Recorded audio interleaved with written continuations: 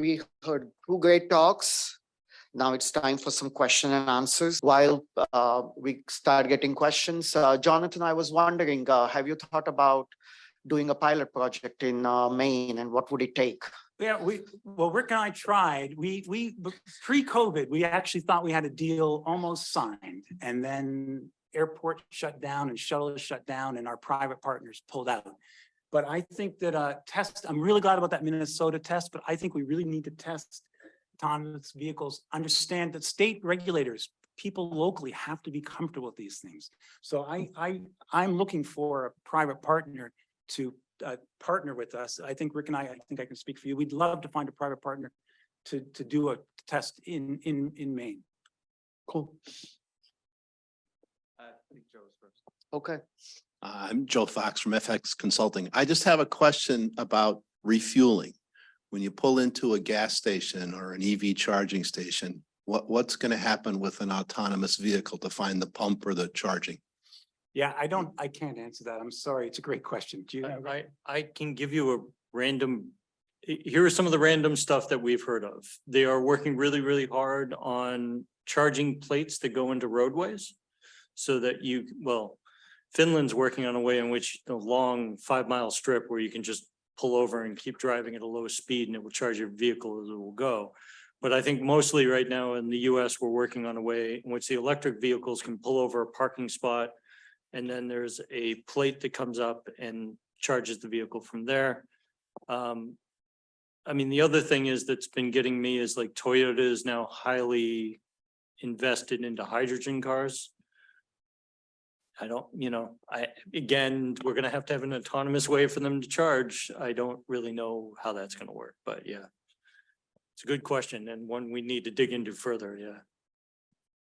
From the left. Yeah.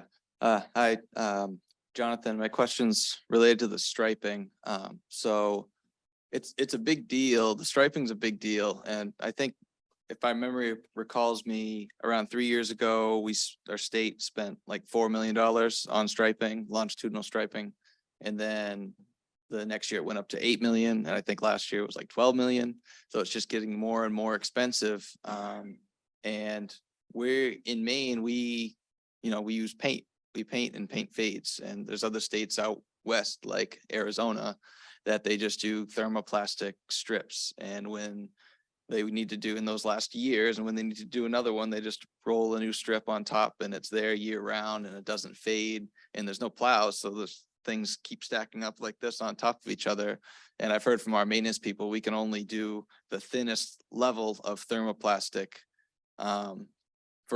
unless it's going to be torn up by a plow. And then to do that, you'd have to remove the thermoplastic to lay new ones. So the striping is a little complicated. I know to be able to maintain striping like the Augusta roundabouts, Memorial Circle and Coney Circle, Augusta paints those twice a year and still half the year there's no striping in those 2 to 3 lane roundabouts. So from vehicle wear, that's going to be a big challenge. So Steve Landry, our state traffic engineer, went out to Arizona in the last year and he rode one of these those autonomous vehicles, whatever level 4 that they're testing out there. And he said it drove around and it was in an urban setting, but he said it was going down roads with no striping and performing completely adequate. And he came away from that. He's like, oh, maybe that striping 6-inch stuff, because that's what they're talking about. You're talking, 50% more paint.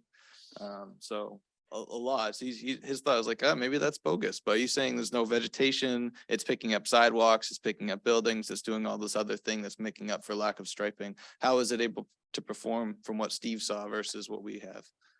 I don't know the exact application that he did, but I suspect it was that they had high definition digital images already preloaded in a defined route. Okay. Within a defined geo fenced area. Gotcha. When you just go out without that, then you're making it up on the fly and you have to have lane following.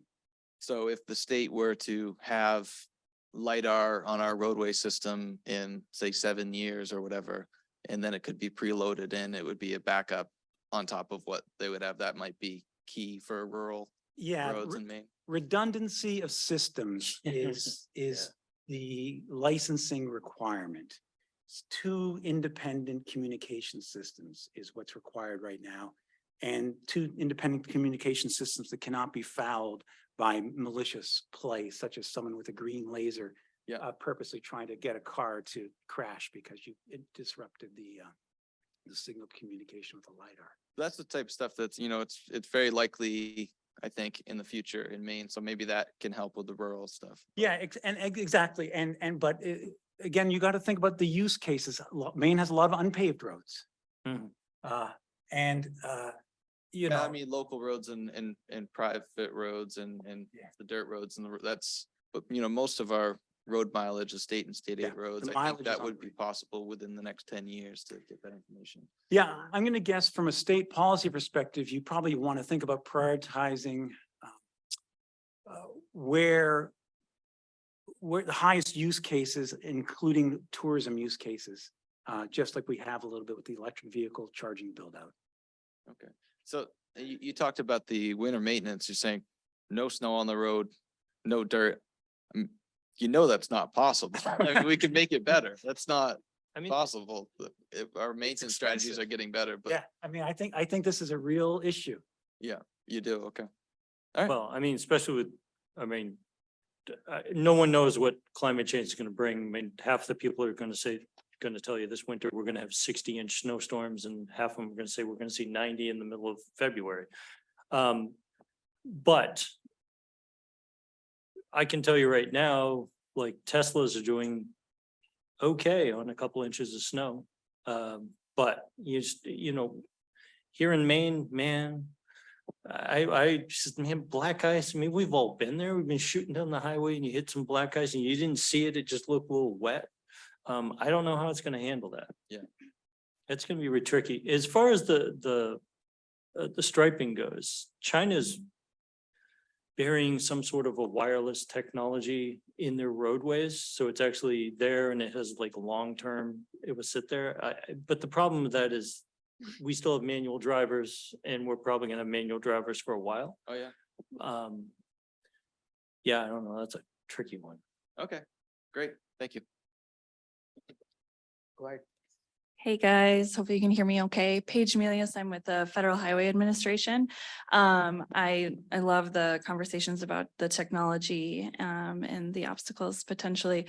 I was actually the senior transportation planner in the Arrowhead region in Minnesota when the CAV was deployed. So I remember this, it wasn't that long ago. And while there are a lot of technological barriers for sure, we all know in these rural areas, there's a lot of late adoption and hesitancy for these new technologies, especially when we have so many unanswered questions and what it might look like in the future. So I'm just curious, I wonder if there's more education components or other programming that can be developed in tandem with the technology to help mitigate some of that adoption hesitancy. I Thanks. think you're completely correct. I mean, I was on the AV commission setting up some of the testing rules and we heard all sorts of viewpoints. Some communities are embracing and others are hell no. And that public discussion, that public dialogue shouldn't be seen as a sideshow, something that has to be done. It has to be part and parcel. I don't think be deluding ourselves.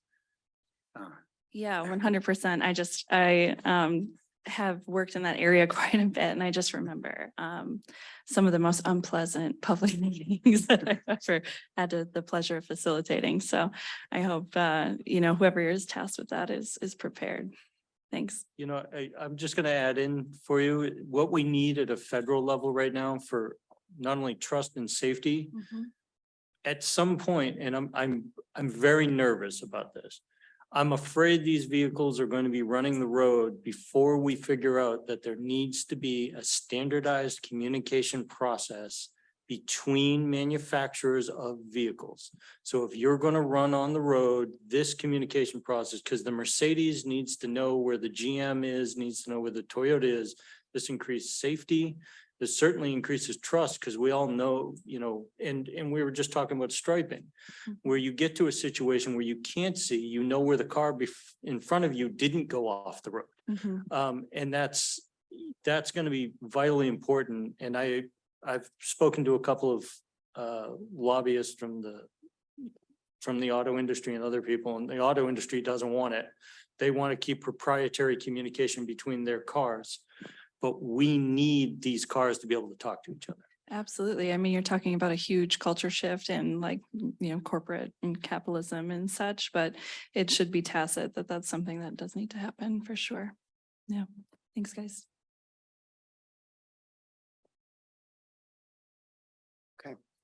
Maybe I'll ask a question.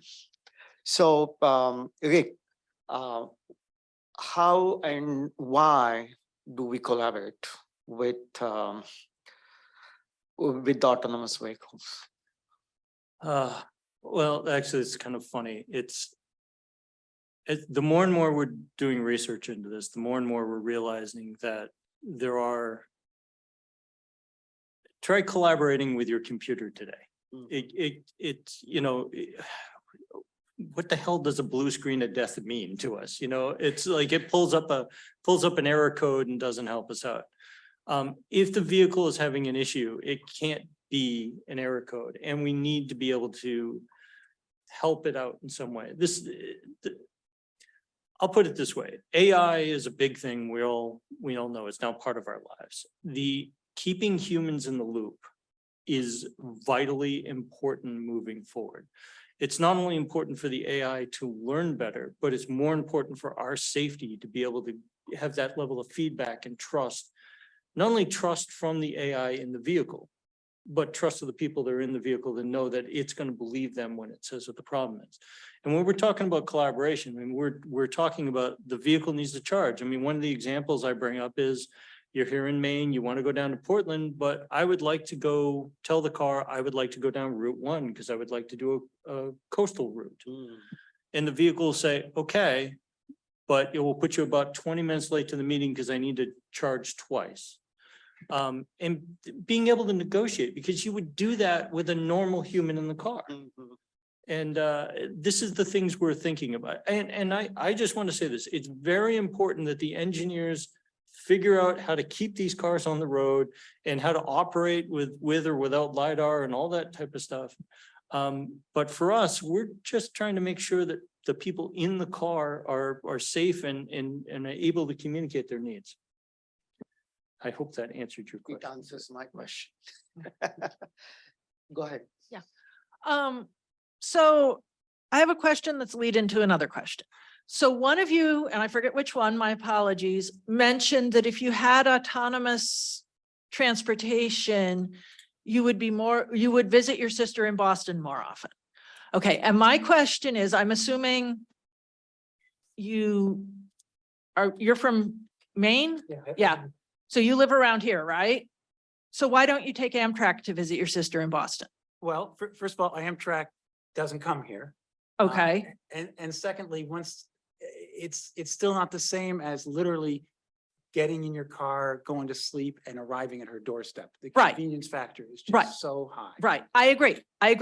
But that brings me to the second question, which is really accessibility. So there's a lot of talk about like the autonomous vehicle is going to save people money because you don't have to pay the Uber driver. But particularly in rural areas, we don't even have Uber drivers. I mean, I'm at the University of Rhode Island. Kingston is not rural by Maine standards, but we don't really have Uber and Lyft in Kingston because there's not enough demand. And rural Maine, why don't you have Uber and Lyft? Well, because it's completely economically, nobody could afford it. Right. And I'm wondering, is that being part of the equation that if you're going to solve the problem, particularly for people who can't currently drive, how do you solve that last mile problem in rural areas? In other words, the reason you don't take the train is because you'd have to drive to the Amtrak station and then you'd have to get from the Amtrak from North Station in Boston to wherever your sister lives. Well, it doesn't sound like it's going to be cost effective anytime soon for these autonomous vehicles to do the last mile in somewhere like Maine, where the last mile might be down gravel roads. So how do you solve that so that it's actually accessible to the people who need it, who are often lower income? So that's my Well, question. I think you make an excellent point. I mean, the need is highest in some of the areas where the economic returns are the most challenging. And that's true. Rural transit, if you worked in this area, is very challenging for that exact reason. You know, INT America works with a volunteer driving system for that reason. Nonetheless, if these numbers are correct, if 80% of an Uber trip really is the driver and not the car, and you can make it much cheaper, that's the use case. We'll see. But I'll just say that I don't know if this helps or hurts the argument, but GM a few years ago signed a large contract deal with Walmart for the use of their parking lots. And that is the idea of where are we going to have fleets set up for people? That does not, you know, I mean, Walmart, I don't, how high up does Walmart go in Maine now? But I know in Machias there isn't a Walmart, so let's, you know, but that is a big problem, I know, for the automotive industry. And you certainly don't want to wait 30, 40 minutes an hour to get your car to be able to go from A to B. I'm also a big fan of Amtrak, I'm just saying. Sir.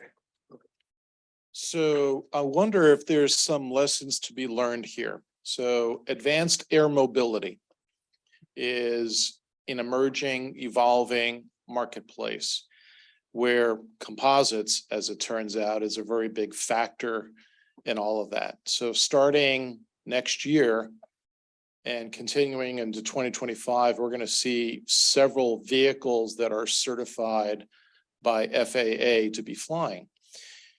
Now, I think me personally, it's a little bit more of a heavy lift of getting into something that's going to fly around and there's nobody at the controls. But there are vehicles that are designed where it's completely autonomous. That's going to take a little bit more time. But, you know, FAA is putting controls in place even to get these things off the ground to begin with. And there's plans for it to have a big splash at the 28 Olympics in LA and even next year with the Olympics in Paris. So I'm just wondering, you know, there's similar pathways here. And I'm sure the barriers are the same, specifically when you were talking about sensors and controls. And, you know, Joby has their concept and Eve has got their concept and Archer's got their concept. But they're all going to be flying around and they're all going to have to talk to each other. And I don't know, it's a little more dangerous at 1,000 feet than being on ground. So I'm just wondering, is there any sort of connection, you know, between OEMs that drive 4 wheels versus things that are flying? So. Yes. I mean, just from the perspective of the human in the vehicle, absolutely. And I got to tell you, if you're nervous about hopping into a car today that's going to just drive around, I would bet you that that level of trust decreases by, you know, another 500% when you're getting into a plane. And it's funny because this is actually bizarrely. We heard this from GM. They are developing autonomous cars and, you know, these fully autonomous personal, what do they call them? Personal air taxis. Yeah, see, that's it. Air taxis. They're developing at the same time. And I'm going, whoa, this is a little crazy. No, I believe there's a lot of overlap and I'm hoping that what we solve at the VEMI lab and those interfaces that we kind of push can overlap to all of it. I mean, they're talking about autonomous railway too. So I don't know. I gotta tell you, air scares the hell out of me over it, but you know, I don't know. I just think that the business case, you know, the use cases for the air taxis is a different demographic probably. Yeah. Than the rural use case. And so how that how that works out, I don't know, but I do think that it's really important to think about the market application of this. And as the previous questioner was talking about, the highest need is perhaps in the rural areas for the lower income folks, disabled communities. So I don't see that's the same market as the air taxi market. Yeah, but my point was partly on policy. Yeah. With oversight and technology. Yeah. And you said, there's a need for the federal level. Well, there it is, policy. How are we supposed to operate? Same thing went with broadband. Yeah, yeah, Okay, there had to be an interface for broadband too. yeah. Agreed. You're not, you're 100% right. I don't know what that, it's a problem, and yes, with more planes out there, I mean, somebody said the other day, we had during COVID, there was like, gosh, RJ was here, my lab manager, but somebody said there was like an 11% increase in people getting their pilot's license during COVID. And I thought, that was weird. I guess everybody was home and decided to start, learning how to fly. But I mean, that's an example that, there are more people that are inexperienced out there flying around. Good luck on anyone who's flying back later. I'm sorry. Please go ahead. Hi, Chenia Rufus. I'm at the University of Maine. I'm just curious if we are trying to solve like something, I guess like the previous person, a little bit unattainable. Could we just have the autonomous vehicles, but like in rural areas with the understanding that you are going to have to drive from A to B until the autonomous road shows up, because it's not feasible to make all rural areas, but maybe like, Route 16, it's viable. And so just kind of do main roads, and with the understanding, if you end up buying an autonomous vehicle, that you will still have to man it, like actually physically drive it for X time, but it might still be right. Like you might still want to purchase that because maybe it saves you 2 hours of autonomous drive, where you can, but I think approaching it for everyone rural, I think that's, I guess, in my mind, it's unfeasible. Yeah, I think it's interesting. I mean, I do think some intermediate solutions are going to be there. That's not necessarily what the industry is pushing and talking about. Right. They are trying to do exactly what Rick said, which is jump right to level 5. I think you have a very, very valid point. And it's basically like you're gonna need to fuel, like we can, like humans cannot be, we cannot just like be that lazy, like just like buy a vehicle with the understanding that it's going to drive you for 95% of the time and you will have to fuel it. And But what would you pay for that? I would probably say I'd pay $30,000-$40,000 more for my vehicle if I could do that. The value proposition is pretty high. to not have to fuel, autonomy. but if it will save you a lot of time because you're actually getting out of the car and I don't know. I think it's like, we shouldn't be looking at it like all or nothing. I think we should be kind of in the middle, because otherwise we're I think not gonna get anywhere. I think we're gonna be in the middle for a while. I really do. I can tell you that the weirdest thing, and Jonathan and I have great arguments over these things, but the weirdest thing that's going on right now with this push for fully autonomous vehicles is there isn't the normal resistance that you see. For example, the insurance industry, big fans. It turns out that a lot of Americans, something like 28% aren't paying their insurance premiums on time. But signing a contract for 4.5 million vehicles to be covered from General Motors or Ford, that's a pretty solid bet. So what you're seeing is this kind of push forward. And I guess my concern is the ones you're bringing up. There are some roads that are not paved or not marked, and that's a little spooky, on how is that going to work in these smaller areas. And I keep talking as we're talking in the people in the industry, can you please, you've got to pay attention to these small little areas. And I mean, they're all, as I said, they're all testing these in California very proudly right now. I'm like, well, wait till you get up here to me. That will be fun, but I agree. I don't see these happening immediately as much as, Toyota just told us the other day, oh, fully autonomous, no hands by 2025. And I'm like, yeah, you guys have been moving that mark for the last 5 or 6 years. So, Jonathan brings us up all the time. We have unpaved roads, and how are we going to handle that? So it's a good point. Thank you. Suyang? Hi, Zuyang Yu, UMaine. I think that as much as the autonomous vehicle technology sounds attractive to us, is because we have the option to choose not to drive. But with the further development with this technology, what if one day that we all are forced to rely on autonomy in driving? How would that affect our freedom of choice? So that's one concern. Another thing is just like old saying, the practice makes perfect. If we rely on autonomous vehicle for a long time, does it mean that we have to go back to driving school every now and then because we don't know how to drive anymore?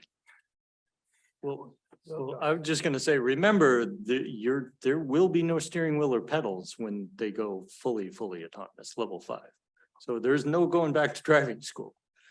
It's hope and pray. Go ahead. I think you raise a really important cultural point. I think the world will not, America is known for its individualism.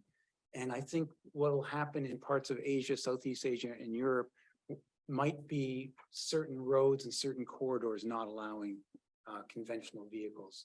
I don't see politically, my judgment, that happening anytime soon in America. But I do think that that would be a reasonable outcome for certain areas with controlled access roads only available for that technology. Thank you. Bill? Yeah. Is that on? Okay. Jonathan, I got to pester you. I mean, I know you're an economist, right? And so I'm listening to all this, I'm thinking, so, I mean, clearly we all agree there are major challenges to doing this in rural areas in Maine. And what you're trying to do is laudable. I mean, trying to overcome these challenges, right? And reach people that need this. But we've got socioeconomic challenges, access challenges, and then infrastructure challenges. At the same time, industry is pushing this, right? Level 5, all or nothing. And we're seeing it happening in urban areas, right? And as an economist, Jonathan, is it what I'm going to ask you this, I'm kind of speculating, but could this actually drive a greater socioeconomic divide? In other words, we can't overcome these challenges here. We're not able to actually make this accessible to people, but in urban areas, wealthy areas, it's going to happen, and it's going to benefit those folks and not the folks that necessarily need it the most. I completely agree with you, Bill. I mean, we know, look, I'm not pro or anti-market. I look at markets. And I think unregulated markets will exacerbate inequalities, wealth, and intellectual and all such other inequalities. So I do think this is why you must have government regulation to ensure that we rise all boats, not increase differentials. Yeah, because I mean, you know me, I'm no optimist, right? But I just, I see this, and I see the power of industry, and I see where technology is going, and I see other factors here that are not so latent, like Maine's natural tendency to resist change and not adopt these things, and ultimately it could be very harmful in the long Yeah, run. I agree. I mean, this is why, I mean. Yeah, and you guys are trying to fix it, don't worry. Thanks, Bill. So I'll ask one last question. Not that there has to be any connection, but we are here for Transportation Infrastructure Durability Center Conference. So I was just wondering, how does this topic might fit in extending the life of transportation and in general the durability of transportation infrastructure? 100%. I mean, infrastructure, I think I said that, more communications infrastructure, more maintenance, longer lasting stuff, better communications within bridges and signage. It is very much an infrastructure issue, completely. Cool. Rick, seems like you agree with it. Yeah, no, I mean, yeah, we've got, like, even today, I mean, look, there's more electric cars on the road today than there was last year. And we need to start addressing things like, all these new Tesla charging stations, now that all the electric vehicles have now committed to switch over somebody correct me, it's the NACP standard. Anybody know it? Okay.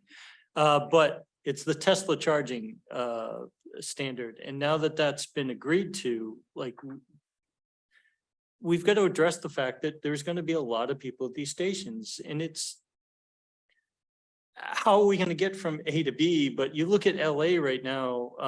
I don't know if anybody's been to LA recently, but they're giant 100-bay Tesla charging stations with 40-minute waits just to get in to get a slot. These are real problems. And if you don't have more of them down the road, I mean, this is something I was just talking about the other day.